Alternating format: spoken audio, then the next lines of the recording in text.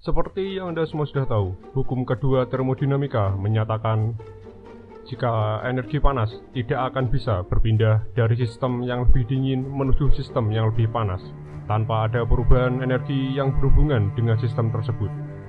Ya, gampangnya tidak ada perpindahan panas dari benda dingin ke area sekitarnya tanpa bantuan sumber energi dari luar. Ya, perpindahan panas tanpa bantuan sumber lain cuma terjadi pada sistem yang panas menuju sistem yang dingin. Pernyataan lainnya, semua sistem pasti akan menuju ketidakberaturan, dan untuk mengembalikan ketidakberaturan ini menjadi beraturan lagi, dibutuhkan sumber energi lain. Jadi, ketidakberaturan tidak bisa dirubah menjadi teratur tanpa sumber energi dari luar.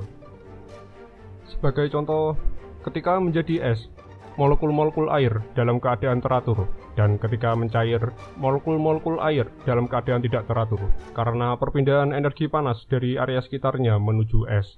Dan untuk mengembalikan molekul-molekul air menjadi teratur kembali, kita harus memasukkannya ke freezer, yang mana freezer ini mengambil energi listrik dari sumber lain. Kurang lebih seperti itu salah satu penerapan hukum kedua termodinamika.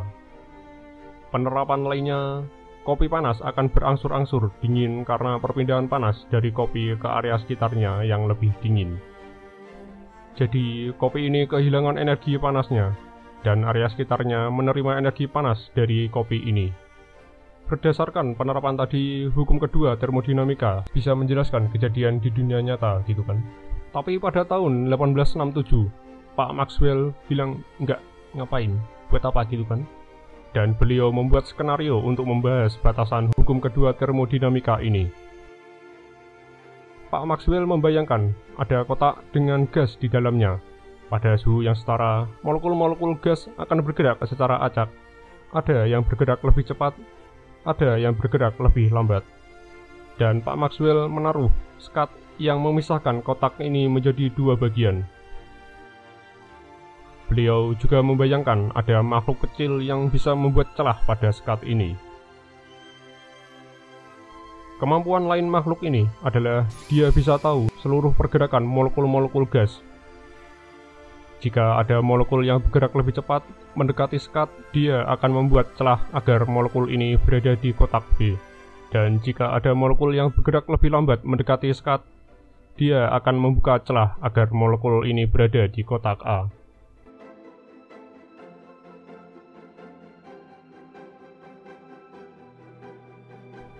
Seiring berjalannya waktu, kotak A akan punya molekul-molekul gas yang bergerak lebih lambat. Dan hal sebaliknya terjadi pada kotak B. Pergerakan molekul-molekul gas yang lebih lambat akan membuat kotak A menjadi lebih dingin. Dan pergerakan molekul-molekul gas yang lebih cepat akan membuat kotak B menjadi lebih panas. Masuk akal? Masuk akal. Tapi ini melanggar hukum kedua termodinamika. Kotak A menjadi lebih dingin dengan molekul gas yang bergerak lebih lambat berpindah cuma dengan energinya sendiri tanpa bantuan sumber energi dari luar.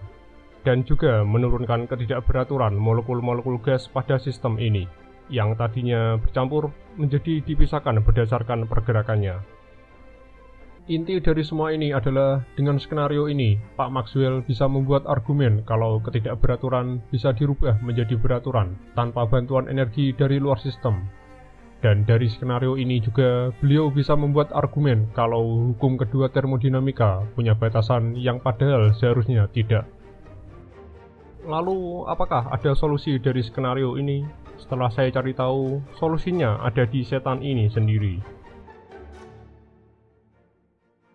Ketika dia mengamati pergerakan seluruh molekul-molekul gas, informasi dari setiap kemungkinan posisi dari seluruh molekul-molekul gas, dan perhitungan kecepatan setiap molekul-molekul gas disimpan pada memori setan ini. Jadi, ketika setan ini menghitung kecepatan pergerakan molekul-molekul gas, dia membutuhkan energi dan juga melepaskan energi. Dan setan ini juga menyimpan informasi ketidakberaturan molekul-molekul gas di dalam memorinya. Pada solusi ini, informasi merupakan salah satu bentuk ketidakberaturan. Jadi, pada solusi ini, sistem ini tetap menuju ketidakberaturan. Mungkin untuk mengakali hal ini, setan ini akan menghapus seluruh informasi dan perhitungan yang dia lakukan dari memorinya. Namun, dia pasti akan membutuhkan energi untuk menghapus seluruh informasi dan perhitungan dari memorinya. Solusi ini merupakan garis besar dari prinsip Landau.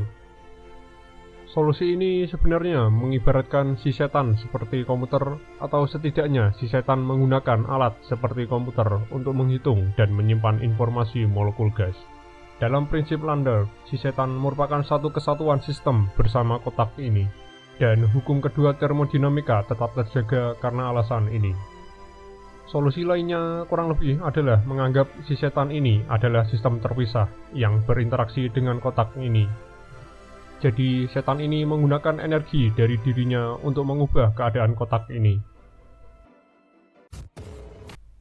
Mungkin beberapa dari Anda punya argumen sendiri yang membuat paradoks Maxwell's Demon tidak punya solusi.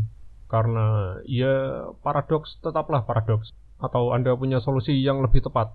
Tolong kasih tahu saya di kolom komentar. Karena ya, video ini cuma rangkuman. Kalau saya ada salahnya, tolong dibenerin di kolom komentar gitu kan.